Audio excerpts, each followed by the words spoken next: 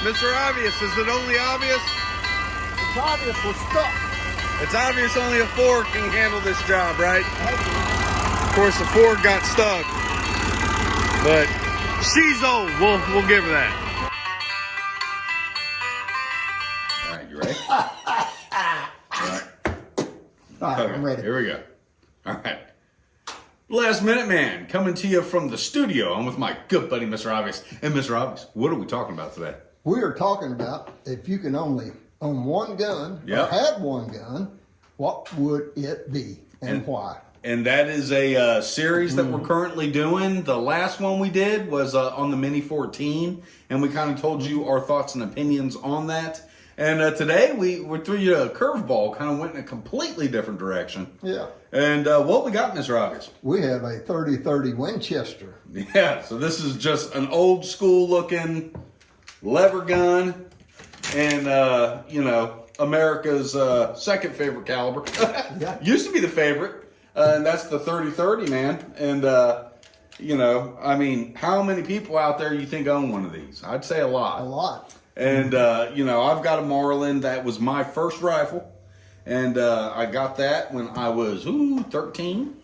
And so that's my first deer hunting experience and everything was with a 30-30. So, and I think a lot of people are in that category.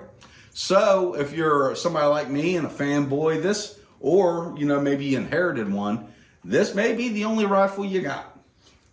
I love a 30-30. I mean, it's got a little more energy than a 44 Magnum at 100 yards. Yeah. And that's a hard hitting little caliber for what it is. I mean, it ain't a very big bullet, but I mean, it hits hard.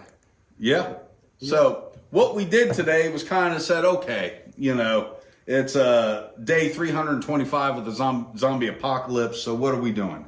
So I casted my own bullets here, and we'll show those up on the screen. And Mr. Obvious ran them through a resizer and put a copper gas check on the back. Thank you, sir. But he did that. Then he also has some just factory loads here that we're going to shoot, and that's these Remingtons. But what we did was I said, okay, Mr. Obvious, if we ran a standard load, through this, how would these lead bullets print? That's something I want to know. So we're running unique in those, correct? We're running unique, and we're running a 30-31 in it. Yeah. And we're running black powder in the middle. Yep. And that's going to be the final one. If you're really down to the nitty gritty, man. Yeah. And black powder is what you can get. We loaded these with triple F, and I'll go ahead and tell you the load because you can't hurt yourself with this.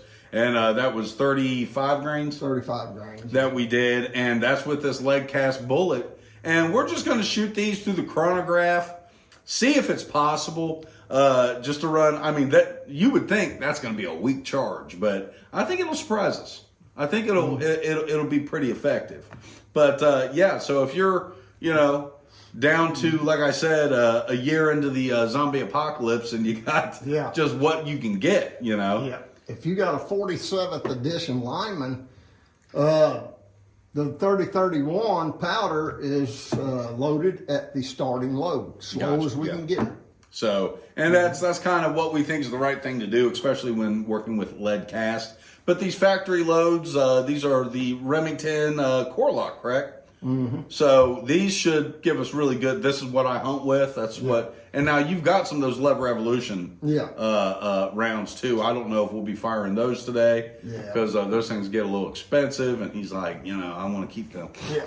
So we've got just what your standard loads would be if you were just stuck with this being the only rifle you had. How effective could it be? So let's get out there and get some groups done, Mr. Obvious. I think we ought to do that. See if we got enough speed to actually kill something with these cast bullets. Oh, right there, Mr. Obvious. So we are loading up these Remington core lock. These are just factory loads. And he's doing all the shooting today, folks. So I'll call out the numbers on this chronograph here. Testing me today. My air plugs in good and tight. There you go.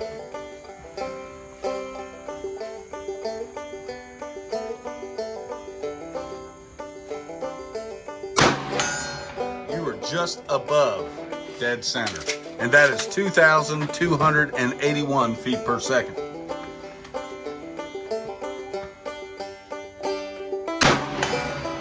All right, you're right in the black there, I think. And hold on 1 second on that. That was 2,351 feet per second.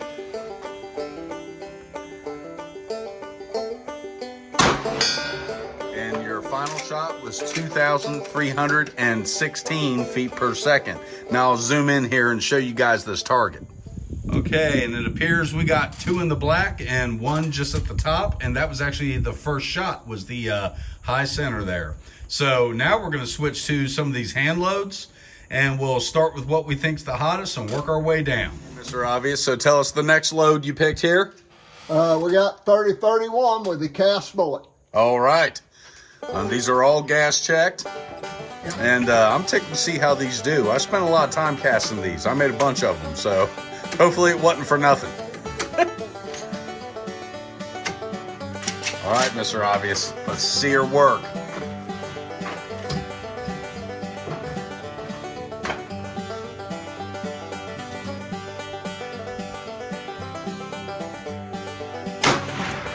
Oh, way to the left, but we were moving at 1,593 feet per second. Just aim in the same spot. Let's see if it's at least consistent.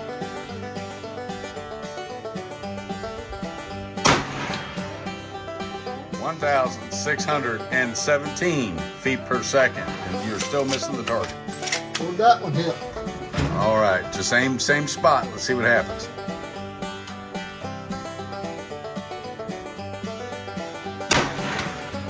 Oh, you hit it that time. Somewhere. Yeah, so that was 1,655, and that looks like a center shot. But all right, let's move on to the next one. So that was 1655. Okay there, Mr. Obvious. Our next load is unique. Yep. And we are still using these cast bullets. Now, you loaded all these with a Winchester primer, correct? Yeah. So these are all the same primer, same bullet here. And I checked the barrel to see if there was any leading, and there was not. It was clean as a whistle. So let's see if these are a little more consistent. This should be a little lighter load. So our fastest on the previous was 1655. Let's see how these do.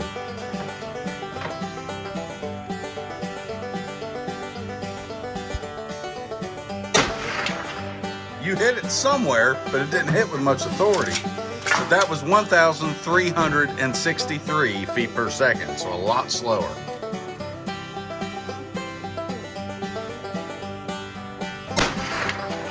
And you hit low that time, and that was 1,349.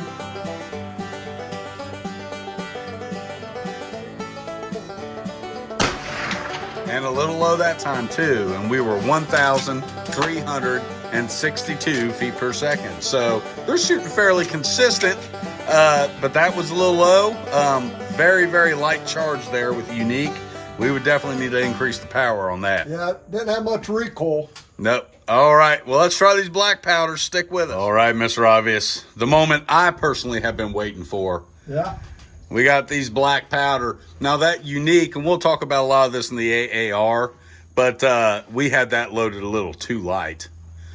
But let's see what this does. At least you're shooting in line with the previous loads. I kind of want them light, so I ain't stripping lead going out Roger, the barrel. yeah. Slow that bullet. And I need to also point out, on top of gas checking these, every one of these bullets have liquid A-locks on them.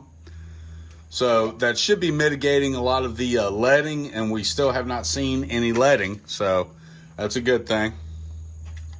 Or no signs of it yet. Well, let's get us 3 right here, Mr. Obvious. I'm excited to see this smoke. What'd you say? Let smoke roll? Let's do it. All right, let's see what she does. Black powder, baby, black powder. All right.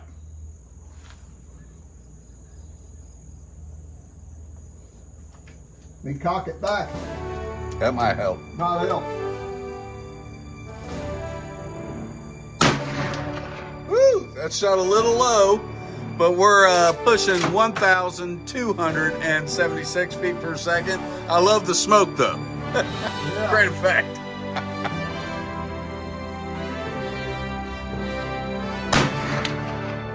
Man, you hit it that time. I saw it move.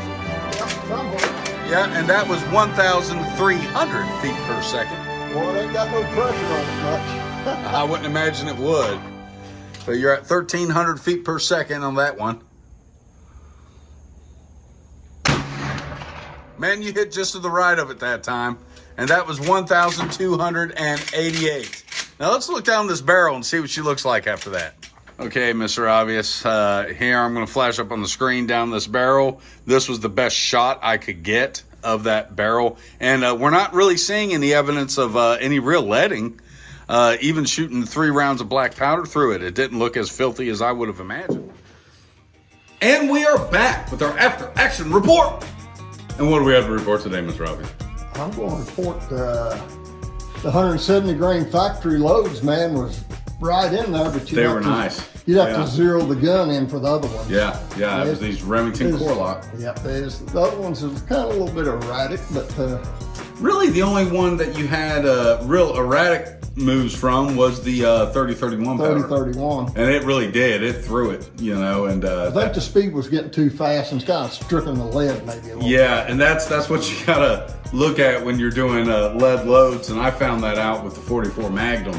I'm like, I couldn't hit a pie plate, you know, at 50 yards with my handgun. I was going, what in the world am I doing? And Mr. Obvious said, you're pushing those way too hard. Too fast. And I was. It starts stripping lead, then you're like shooting a smooth bore, you know. Yeah, pretty much. And it leads the barrel up. I did the same thing with my 460 Roland. I was trying to downgrade and come up with a good load for that Roland.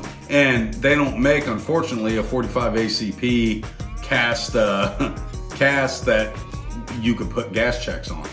You know, so if I could gas check a 460 Roland, I could start getting some better results. But anywho, let's get to this 30-30. And what we got to say, I mean, just with the factory loads, like you said, very good, very nice. It was stacking them. And you were running some pretty decent speeds with that, you know. But when we go to these cast bullets, like you said, you got to slow them down for them to be accurate at all. And yeah, I mean, I wouldn't want to be hit with any of them. No. You know, but I'd say if you were hunting a deer at 100 yards with that, you may be chasing them for a while. Yeah. You know, so I mean, I'm not saying you wouldn't kill it. I'm saying there's better rifles for the job. And that's why I'm out there hunting with slow cast bullets, shooting 100 yards of deer. I mean, 50 yards, I'd take a shot. I mean, like I said, like you was talking earlier, you know, it's like getting hit with a 9mm point blank. Yeah, I mean, it's not that it's a slouch, you know. I mean, it's an effective round still. You, like I said, you won't want to be hit with it, but realistically, with factory ammo, I think you've got a good rifle, and I think this is underestimated by a lot of people. You know, and we picked this because it's something a lot of people may have. And, you know, I've always been a proponent, regardless of your experience or who you are or where you've been, you know, being armed is better than not being armed. You know, this works a lot better than a pointy stick. And, you know, some people are just, you know, they're funny about the AR-15 for some reason. And, you know, and I understand that, you know, there's people out there that just don't like it. They don't like the way it looks. But I know we've got a lot more new shooters these days. It seems like a lot of people coming into the fold. And you got to understand, you don't have to be a tactical military guy to enjoy these. I'm not saying everybody's got to be like me, Mr. Obvious, and we love it all, you know. But yeah, if you've got a 30-30, you're not underarmed. No. It is you can put reasonable amounts of ammunition down range. And whether it's a 30-30 or even you get this in like a 357 Magnum or a 44 Magnum, you're carrying 10 rounds in most of them. And then you get like a 45-70, you got a bear load right there, you know? So lever guns can be effective, and I think they're underestimated in some respects. But yeah, don't feel like you know, you've got nothing if you've got one of these. You've got a good rifle. Yeah, it's a powerful rifle. Yeah. I mean, very powerful, and in its range. And its range. Yeah, it punches above its weight class, like we were saying. It punches above its weight class. The 30-30 has probably, you hear it told all the time, it's brought down more white-tailed deer and game. I mean, there's been large game brought down by a 30-30. Yeah. Oh, yeah. And it really is a effective firearm, and it will put meat on the table. It's proven itself over the years. For defense, sure, there's better things, but if this is what you got, use it. Yeah. Use it. It's an effective weapon. Just practice. You gotta get good with anything you got. It's like the old adage, beware the man with one rifle. He probably knows how to use it. So whatever you have, just practice with it. And I think this makes sense for some people. Yep. At 50 yards, we could probably hit the target every shot. Oh yeah, for sure. I mean, we was going just to the right a little bit on some of the loads, a little bit to the right, some of the loads a little bit just to a the little left, low. or some a little low. Yeah, and I think you clipped it once there with one of these, but it was just a fun thing to do. Throwing that together and seeing what was capable of. I was more wanting to see for myself and speed, because we like to play these little games in our head. What if the day comes where I can't get ammunition? What am I stuck with? What works? I love high-powered rifles, but a high-powered rifle is not going to shoot a cast bullet very well. It's just not going to do it. You got to slow it way down. Or you could add, other metals, antimony and things like that to it to harden the lead. There's things you can do and alloys, but now you're getting, for this hillbilly, you're getting a little too much experimentation going on there. So I was just curious what it could do. I think if we practice with it, we could get it shooting good, but you're still lackluster in performance, I'd say. Yeah. It didn't do bad at 100. I mean, the factory loads, man, it just stacked them right in there. Yeah, actually, it was 3 minutes of angle is what it was doing. Yeah. So, which isn't bad. With open sights on a lever gun. My bad eyes, I mean, that ain't bad. And on a lever gun. Yeah. At that, it's not like you can stay down in the sights. You're coming up, you're racking it, you're coming back down. I killed a deer all 3 shots with it. Yes, you would have. Yes, that was meat on the table. So, again, let us know in the comments section what you guys think. What would you like to see? I mean, the sky's the limit here, guys. I mean, you never know what someone's gonna be with. This kind of covers all lever guns, kind of what we were doing here, and some things you can do. But what do you think? Is this something you would want to be your only rifle? I'd say if you're putting food on the table and defending your home, it could very possibly, get the job done. My favorite lever gun's the 30-30. It's got to be. It's up there. I mean, they make some really hot stuff now. You got like 308s, and things like that. But 30-30 and the 45-70 is my 2 favorite lever guns that was ever made. I agree. And I really like my 44 mag. I enjoy, just because I enjoy hand loading those. Yeah. And, I've kind of got it worked out with the cast bullet. It's another thing. Bullet weight can make up for lack of velocity, lack of speed. So if you've got something like a 45-70 with a 405 grain bullet, you're pushing that baby 1,400 feet per second. It's devastating. I mean, it's bone crushing on game out at 100 yards, So, so there's like the old way of thinking back before they were running these heavy speeds or fast speeds, you used a heavier bullet, Like 44, you're running between 14 to 1,600 feet per second. Correct. Out of the rifle, with 240 grain bullet. Here you're running 150 to 170 grain, what was 21, 22 feet per second. Yeah, and you can push them hotter. Yeah. But again, that's like those lever evolutions, they really push it. And but when we did a video shooting those, oh gosh, what's that been, 3 years ago? We did a video back actually shooting this rifle, and we shot those lever evolutions, and they were kind of not consistent for us. So I think you get into that. There's limitations to the rifling of the barrel and everything else. These weren't really designed to be shooting a modern, basically 308 charge. And so there's people out there doing wild things, but appreciate the rifle for what it is. And I you know, obviously more ammunition and semi-automatic fire. If I only had one rifle, that would be my druthers. But we'll talk more about that as we go on with this series. But anything to add, Mr. Travis? Nope. All right, so let us know in the comment section what you think. And remember, keep your knife sharp, keep your powder dry. Subscribe to Last Minute Man and watch us on Rumble.